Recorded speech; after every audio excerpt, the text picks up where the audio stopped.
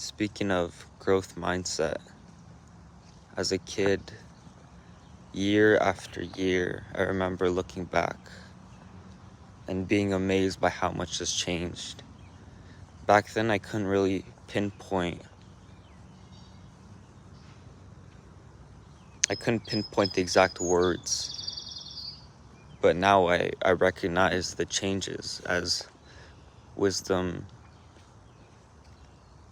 gracefulness, maturity. Those would be the key aspects when you go from 9 to 10, from 10 to 11.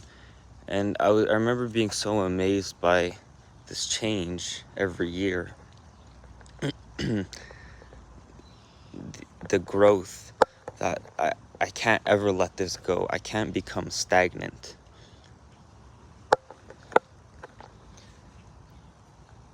And I think most people become stagnant when they attribute growth to external factors based upon their environment, like financial circumstances. That's the main what comes out. But growth as in power, fame.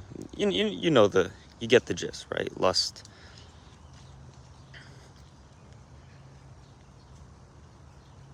But growth is internal.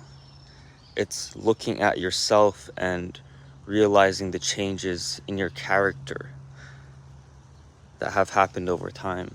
And this only happens when you're fully living life in the present moment. As a kid, you are living life in the now. You're not interrupted by your thoughts. You're not overthinking anything. You're just the joy of being alive, really. And that compounds. I think along the way, many of us have lost that attitude. And we become a victim to our ego personalities.